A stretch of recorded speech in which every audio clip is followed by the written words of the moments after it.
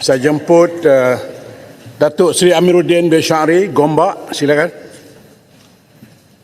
Terima kasih Tan Sri Speaker. Soalan untuk Perdana Menteri berkenaan dengan ASEAN soalan pertama. Terima kasih. Sila baca. Baca. Apakah hasil lawatan Malaysia ke sidang kemuncak ASEAN ke-44 dan 45 dari tanggal 8 hingga 11 Oktober 2024? Dan yang kedua, B, persiapan Malaysia dan Hala Tuju sebagai pengerusi ASEAN di tahun 2025 terutamanya dalam konteks ekonomi serta cabaran geopolitik semasa. Terima kasih Tan Sri. Sila Perdana Menteri. Assalamualaikum warahmatullahi wabarakatuh. Salam sejahtera. Terima kasih Gombak. Sidang ASEAN ke-44 dan 45 di Vientiane itu melibatkan 15 mesyuarat 10 negara ASEAN termasuk 7 rakan dialog iaitu Amerika Syarikat, Australia, China, India, Jepun, Kanada dan Republik Korea, Setiausaha Agung Pertubuhan Bersama Bersatu dan juga Ketua European Union. Tentunya pendirian kita tentang Laut Asia, China Sea, South China Sea, dan kita tegas untuk pertahankan kebebasan kawasan itu mengikut UNCLOS 1982. Kemudian kita juga bentangkan soal Palestin, Lubnan, mengutuk keganasan dan serangan Israel yang berterusan, soal Rusia Ukraine dan juga soal kedamaian menentang aktiviti nuklear di Korea Utara. Kita tekankan 5-point consensus berhubungan dengan Myanmar dan ini kali pertama wakil bukan politik, maknanya pegawai Myanmar yang hadir di sidang tersebut. Untuk Hala Tuju berikutnya, tekanan kita terutama bila pengurusian ASEAN kerana ini melibatkan hampir 700 juta penduduk dan lebih 2 triliun dolar Amerika kekuatan ekonomi yang di rantau tersebut. Malah keseluruhannya kalau ikut potensi pada tahun 2023 pencapaian ASEAN adalah 3.8 triliun dolar Amerika dan nilai perdagangan 3.5 triliun dolar Amerika. Jadi kalau kita boleh jalin kerjasama seperti yang ditekankan oleh Gombak, maknanya keupayaan kita tentu lebih meningkat kerana tekanan Malaysia ialah transformasi digital dan termasuk perjanjian rangka kerja ekonomi digital ASEAN, itu ketutupan kita. Keduanya soal perjanjian perdagangan bebas ASEAN dan rakan dialog termasuk EU. Dan ketiga ialah rangkaian tenaga grid yang disebut ASEAN Grid. Dan ini akan memberikan lonjakan kepada kekuatan ekonomi. Dan saya percaya dengan penyertaan Timor Leste yang sedang kita usahakan, ASEAN menjadi 11 dan kekuatan ekonomi tentunya jauh lebih meningkat. Jadi kalau menurut unjuran kita untuk 2025, mesyuarat peringkat menteri-menteri dan kemuncak itu ada kelainannya. Inilah kali pertama ASEAN akan menganjurkan persidangan 10 negara ASEAN dan GCC yang termasuk Arab Saudi, UAE, Qatar, Bahrain dan Kuwait plus China, dan negara China juga akan bersama. Jadi ini sejarah, iaitu ASEAN meneroka kawasan baru termasuk dunia Arab dan kerjasama dengan negara China. Dan ini hanya berlaku insya-Allah tahun depan, permulaan bagi ASEAN, selain daripada meneruskan perjumpaan berikutnya ASEAN dengan dialog partners seperti mana China, Korea, Jepun, India, Australia, New Zealand, European Union dan Amerika Syarikat. Sila Gombak. Soalan tambahan. Terima kasih Tan Sri. Terima kasih Yang Amat Berhormat Perdana Menteri atas jawapan sebentar tadi.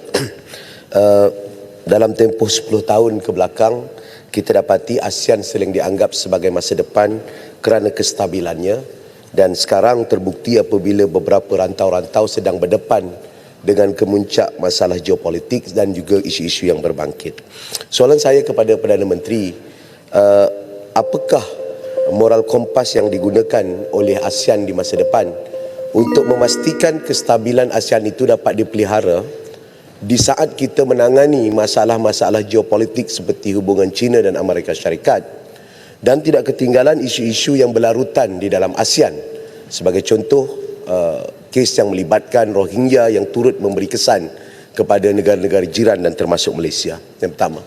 Yang kedua, apakah ASEAN bersedia untuk membuka kelonggaran ataupun memikirkan untuk bergerak sebagaimana Eropah satu ketika dahulu, apabila Eropah telah melaksanakan sebagai contoh European Parliament ataupun melonggarkan sempadan dan juga persoalan immigration demi untuk menggalakkan lagi potensi yang sememangnya sangat besar di negara ASEAN, sebagaimana jawapan Yang Amat Berhormat Perdana Menteri sebentar tadi. Terima kasih Yang Amat Berhormat. Silakan Perdana Menteri.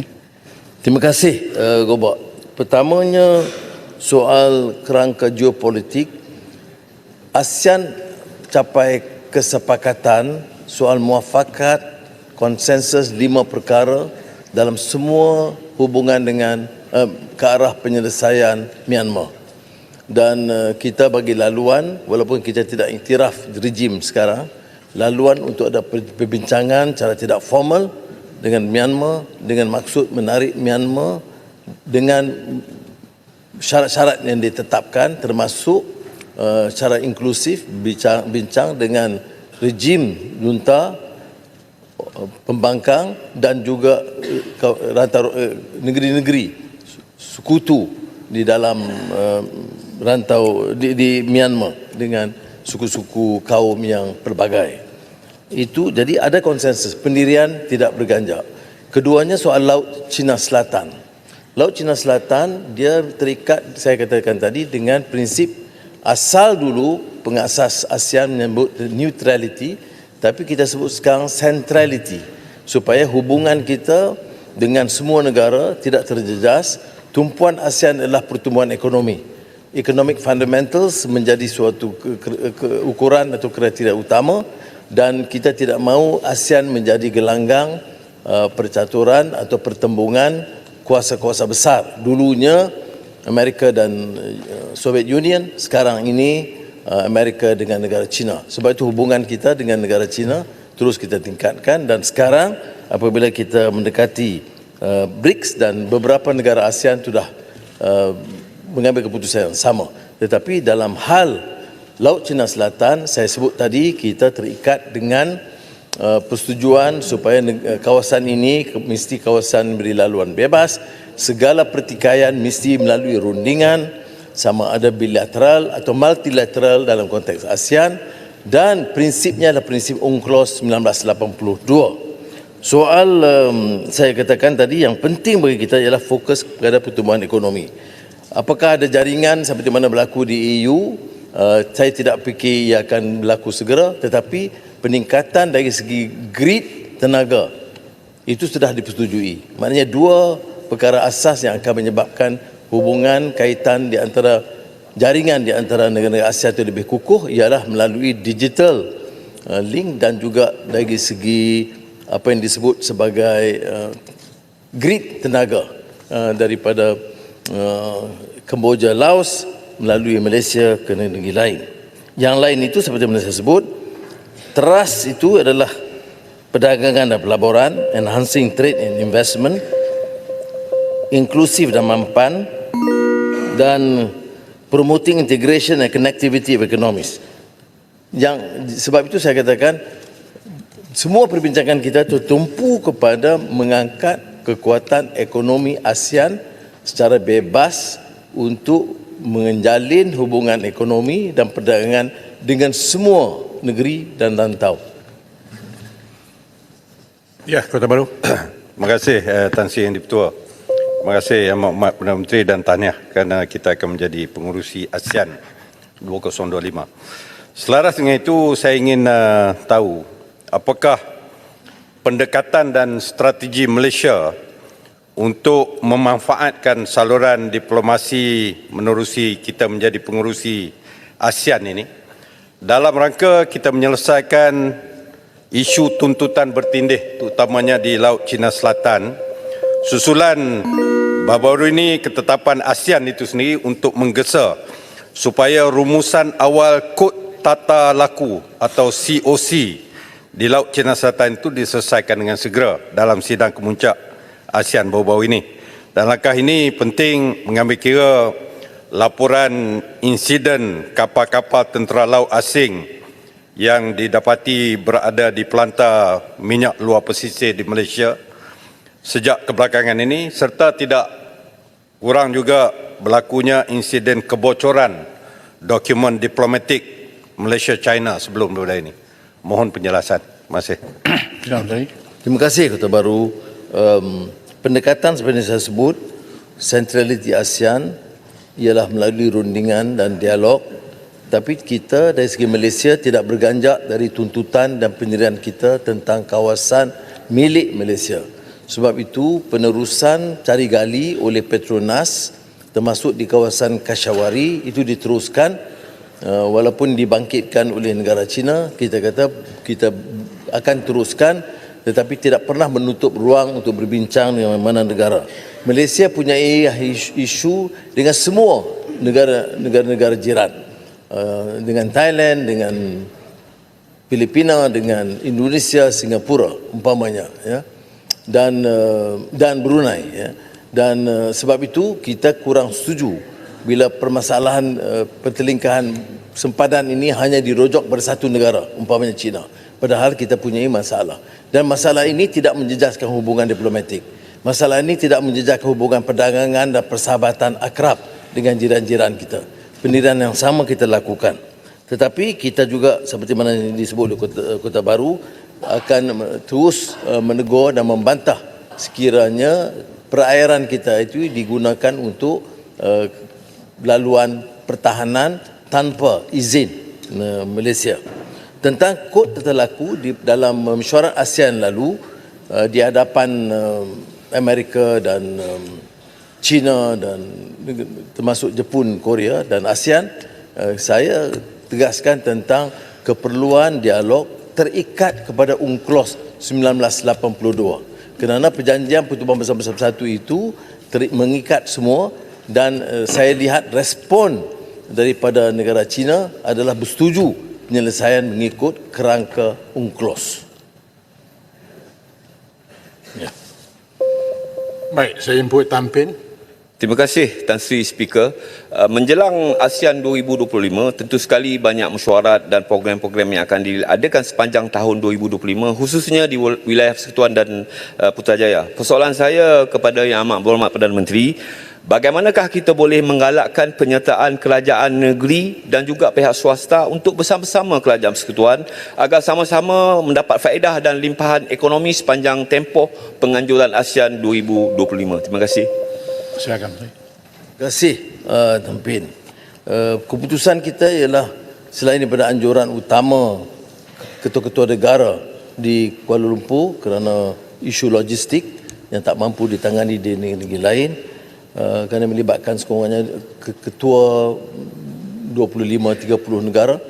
Jadi kita putuskan bahawa semua acara-acara menteri, menteri luar, menteri ekonomi dan puluhan mesyuarat, malah keseluruhannya dengan pegawai ratusan, akan diatur di semua negeri, Semenanjung, Sabah, Sarawak.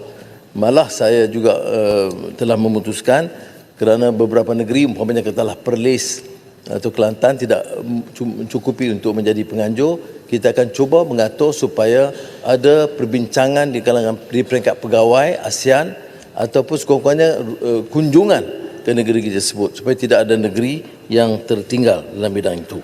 Tetapi seperti mana kita juga maklum, keistimewaan ASEAN 2025 ialah kerana melibatkan GCC plus China. Yang kedua ialah bahawa di samping ada persidangan itu, ada beberapa persidangan besar antarabangsa yang melibatkan sektor swasta dan pelabur-pelabur utama. Dan ini melibatkan umpamanya majalah anjuran yang tidak melibatkan dana kerajaan kerana ini dianjurkan oleh swasta, termasuk oleh Fortune, World Economic Forum dan juga Bloomberg, seperti mana mereka adakan di beberapa kawasan yang lain. Dan ini akan memberi peluang kita memberi semula fokus kita dalam ASEAN ini adalah untuk kegiatan perdagangan dan pelaburan. Saya ingin tekankan bahawa di sini bahawa sementara hubungan diplomatik antarabangsa ini penting bagi negara kita, tetapi keutamaan kita dan seluruh fokus perbincangan kita dalam persiapan ASEAN dan perbincangan saya dengan kepala negara adalah untuk menjadikan ini sebagai ruang yang terbaik untuk kita perkenalkan Malaysia sebagai destinasi pelaburan yang menarik. Baik, terima kasih.